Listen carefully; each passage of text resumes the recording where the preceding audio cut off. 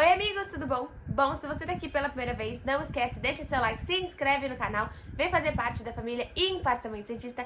E no vídeo de hoje a gente vai falar bastante sobre Marcos Leonardo. No último vídeo eu falei algumas coisas, algumas últimas notícias aí, tanto da Tribuna quanto do UOL. E hoje eu juntei as duas notícias e até uma notícia que saiu do UOL hoje, até da influência do Edu Dracena na renovação do Marcos Leonardo. Então eu compilei tudo isso aqui no meu computador, então se vocês ficarem me vendo olhando pra baixo é porque eu tô realmente lendo tudo que eu juntei, tanto das matérias do UOL, tanto da matéria da Tribuna, pra gente falar um pouquinho sobre todos esses pedacinhos da renovação do Marcos Leonardo. Marcos Leonardo renovou recentemente, acho que foi no último dia 15 agora desse mês, até 2026. Alguns impasses, os grandes impasses que a gente estava vendo entre o staff do Marcos Leonardo e o próprio Santos, era principalmente a questão da multa rescisória e a questão de um projeto. Nesse meio tempo, tem mais de um ano aí que essas conversas acontecem, acho que foram 6 reuniões durante esse um ano, mas como bem disse o staff do Marcos Leonardo, existiu o Campeonato Paulista, existiu a final da Libertadores, existiu o Campeonato Brasileiro e nenhum desses 3 foram fáceis de engolir para o Santos, nem mesmo para nós torcedores. Então nem a final da Libertadores de 2020, a quase queda no Campeonato Paulista e vários momentos de possível queda no Campeonato Brasileiro. Então pelo até o que o empresário fala, não estava naquele momento sendo um foco do Santos olhar para Marcos Leonardo. E por isso essas conversas talvez fossem meio frias. Nesse meio tempo aconteceram duas coisas importantes no Santos: Carille e Edu Dracena. E nesse meio tempo Marcos Leonardo também mudou a sua agência de empresário. Então mudaram os contatos. O Edu Dracena começou a falar mais e mais com o Marcos Leonardo e até o próprio Carille. Por que importa tanto o Edu Dracena e o Carille? Por conta daquelas duas coisas que eu falei no começo do vídeo. Os dois grandes impasses eram multa rescisória e projeto. O staff do Marcos Leonardo queria acreditar que o Santos daria sequência ao jogador. Diz ele que chegaram propostas da Premier League, da MLS, do leste europeu, de até clubes brasileiros. Não foram identificados ainda quais são essas propostas, nem os valores dessas propostas. Pelo que os nossos portais dizem, essas propostas não chegaram oficialmente ao Santos, mas o staff estava apresentando que vários clubes de diversos lugares do mundo estavam chegando no jogador e que se fosse simplesmente por isso, ele esperava mais 3, 4 meses, esperava o momento do Marcos poder fazer o pré-contrato, até porque, acho que é aqui, atentos na possibilidade de um pré-contrato a partir de abril. Então até o staff do Marcos Leonardo tá falando, pô, se a gente não quisesse ficar aqui, a gente esperava mais um pouco, via que vocês não queriam conversar com a gente e arrumava um outro lugar pro Marcos, que o Santos não ganharia nada com isso, como a gente sabe que já aconteceu com o próprio Gustavo Henrique, com o próprio Lucas Lima e tantos outros, com o próprio até o Yuri Alberto, né? E tantos outros jogadores que o Santos deixou de ganhar tanto em cima desses jogadores e poderia ter ganho muito mais. Até, lembra aquela vez que o Edu falou, que sirva de lição, né? Que o Marcos Leonardo seja uma lição aprendida, que sirva de exemplo para os meninos. Mas até então, o Marcos Leonardo estava servindo de exemplo do que não fazer, né? Para os meninos cada vez terem mais, entender o tamanho do Santos e por maior que seja o menino, entender o tamanho do menino dentro do Santos. Porque a instituição Santos Futebol Clube, ela não pode ser menor do que um novo talento, não independente do grande talento. E ao mesmo tempo, o Santos dizia pra ele que assim, é claro, até o Edu fala, não estou comparando o talento, mas a gente sabe que o Neymar deu tão certo na Europa também pela maturação. É diferente um cara que sai vencedor de Paulista, de Copa do Brasil, de Libertadores e chega, é claro que o Neymar é totalmente a um nível diferente, mas o Neymar ele chega já com uma idade um pouquinho mais avançada do que você vê em um garoto com 17, com 16 anos, como vem muito se acontecendo. O próprio Caio Jorge hoje, o próprio Rodrigo, que é muito brilhante, tá tendo dificuldade na Europa. O Rodrigo é diferenciado.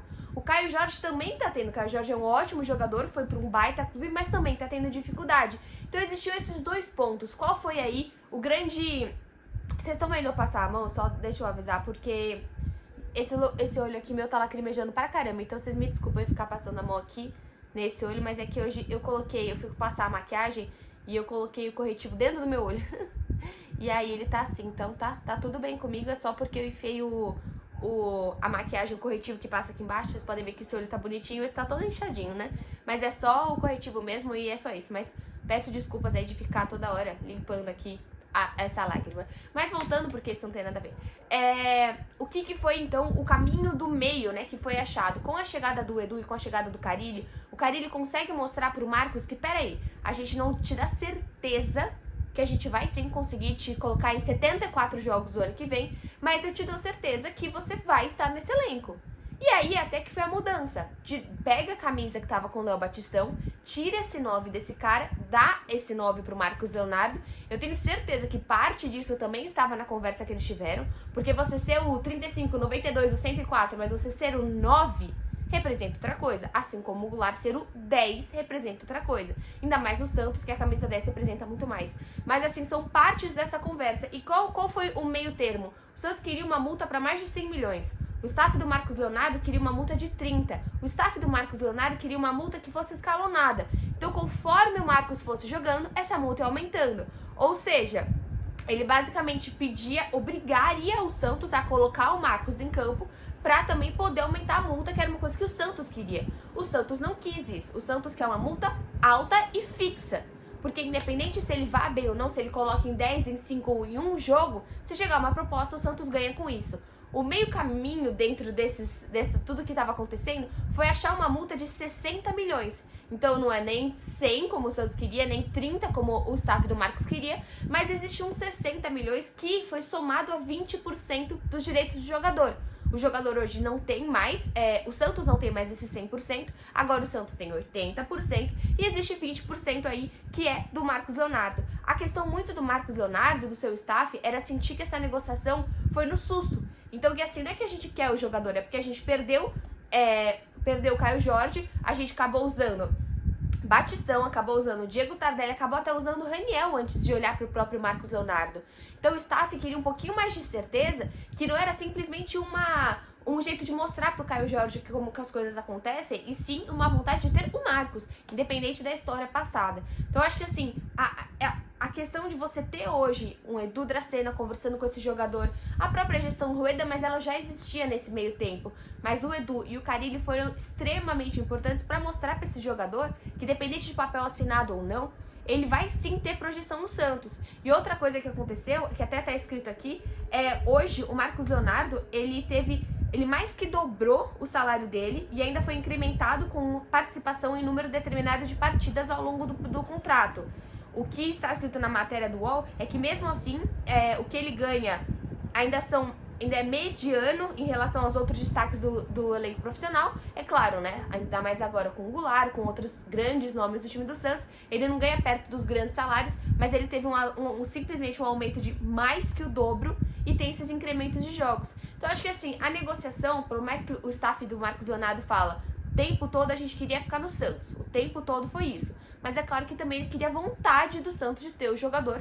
E até ele fala, até que o Edu deu umas declarações um pouco infelizes, né, quando o Edu falou que ia afastar o jogador, mas de certo modo, acho que o Edu sendo, assim, bem objetivo do jeito dele, a questão do Pablo poder chegar, eu acho que tudo isso foi mostrando que o Marcos Leonardo é muito importante, sim, mas que jamais será aí maior do que o Santos Futebol Clube. Acho que de todo modo, hoje o Santos consegue contar com um baita jogador. O Santos tem a sua estreia contra a Inter de Limeira, dia 26, semana que vem, quarta-feira, às 19 horas, e vai aí poder contar com o atleta. Acho que de todo modo o Santos conseguiu mostrar, não só pro atleta, não só pros meninos, mas pro mercado, que consegue fazer uma boa negociação e que hoje pode sim contar com o Marcos Leonardo no seu elenco.